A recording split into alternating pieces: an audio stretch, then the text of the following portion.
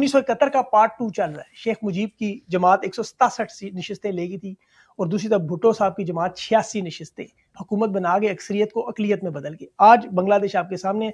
International media ने उस वक्त भी शोर मचाया, अवाम ने मचाया, शेख मुजीब चीखता रहा, इन्होंने नहीं सुना। आज भी अवाम चीख रही है। इंटरनेशनल मीडिया धांधली का एक नया बदतरीन मदर ऑफ ऑल रिगिंग कह रहा है, नहीं सुन रहे। अस्सलाम वालेकुम व्यूअर्स, मैं हूं एहसान खान और आप देख रहे हैं हमारा यूट्यूब चैनल एहसान रिएक्शन विद एहसान।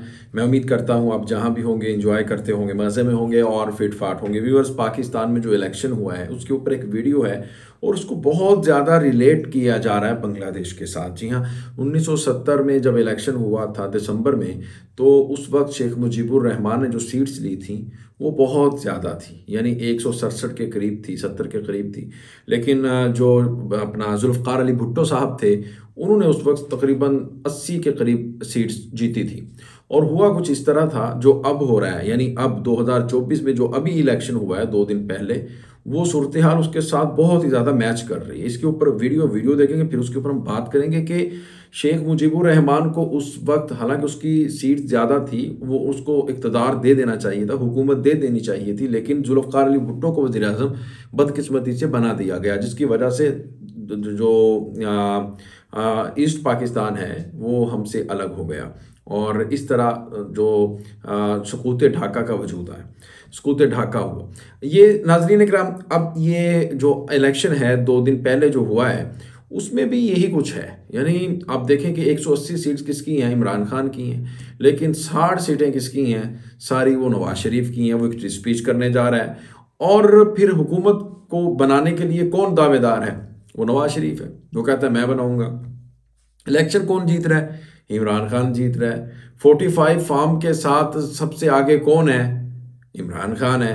और 45 फॉर्म के साथ सबसे पीछे कौन है, वो नवाज शरीफ है। तो इस तरह ये मजाक उड़ाया जा रहा है पूरी दुनिया में। इंटरनेशनल मीडिया इसके ऊपर बात कर रहा है। अमेरिका खुद कह चुका है ये कैसा इलेक्शन है और इसमें तो मुदाखलत हम बर्दाश्त नहीं करेंगे। यूरोपीय यूनियन इस पे बात कर चुका है। इंटरनेशनल मीडिया इसको बहुत ही क्लोजली देख रहा है कि एक जेल में बैठा हुआ बंदा आपसे काबू में नहीं आ रहा, वो किस तरह से जीत रहा है। उसकी मकबूलियत, उसकी पॉपुलरिटी का ग्राफ देख लें कि उसके उम्मीदवारों को, उसके कैंडिडेट्स को पकड़ा, जेलों में बंद किया, फिर आपने देखा कि कैसे उनके ऊपर जुल्म ढाए गए, लोगों को मारा गया, लेकिन फिर भी उनका जो इंतखाबी निशान बैट था वो भी ले लिया गया।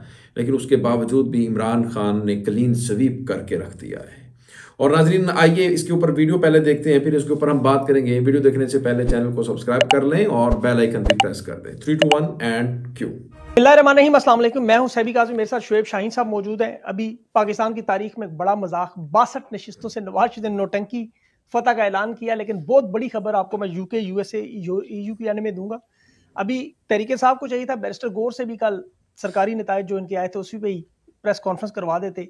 रऊफ हसन साहब जो पंजाब, खैबर पख्तूनख्वा और इसके अलावा 3 जगहों पे अपनी हुकूमत बनाने की, असद कैसर ने भी यही बात की 3 सूबों में वफाक में। अब लाए अमल जो बनते जा रहा है वो मैं आपके सामने रखूंगा। शेरफजल मरवत, शहरियार अफरीदी के नोटिफिकेशन जारी हो गए, 2 सीटें। इसी तरह मियाँ वाली में जमाल एहसन बड़े रिकॉर्ड से जीते।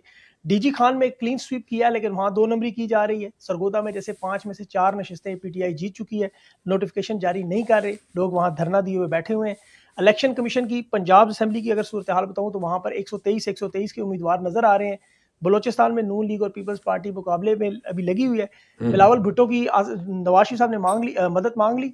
आसिफ जरदारी मामला तय करने आ चुके हैं। साफ साफ पैगाम दिया उन्होंने कि बिलावल को मेरी वज़ीर आज़म बनाए, पहले को मुश्तरका हुकूमत यानी बनाए। और ये वही रजीम चेंज के बाद जैसे 16 महीने में तबाही हुई। ये 1971 का पार्ट 2 चल रहा है। शेख मुजीब की जमात 167 नशिस्तें लेगी थी और दूसरी तरफ भुट्टो साहब की जमात 86 नशिस्तें हुकूमत बना के अक्सरियत को अकलियत में बदल गई। आज बांग्लादेश आपके सामने फिर वही काम हो रहा है। 7 दिसंबर 1970 को इलेक्शन हुआ था, 300 हल्कों का, अवामी लीग जो जीती थी। आज और डिक्टेटर यहया खान था जिसने इजलास बुलाने से इनकार किया और भुट्टो साहब को मशरकी मगरबी दे दिया। नूरुल अमीन साहब को उस वक्त बंगाली जो थे उन्हें वज़ीर आज़म भी बनाया।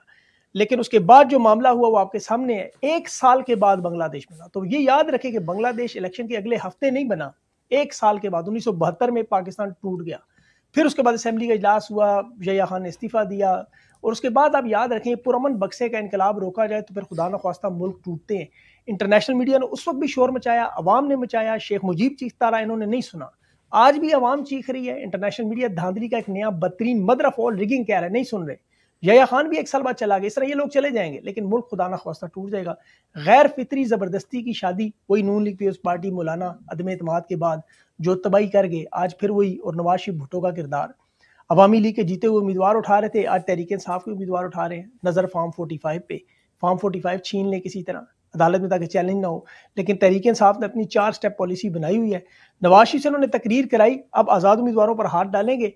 डस्का NA 73 से अली असजद मलिक को उठा लिया, खानेवाल से पंजाब असम्बली सैयद हसनैन को उठा लिया, NA 219 से डॉक्टर मुस्तनसर बिल्ला को उठा लिया, और जहांगीर तरीन के मुकाबले में इफ़त सुमरो साहब जिन्हें अगवा किया गया था उन साहिबा को, वो भी सामने आई कि कैसे उन्हें और उनके भाई को अगवा किया। 10 वीडियोज इन लोगों ने बनाई इलेक्शन से दस्तबरदार करने के लिए।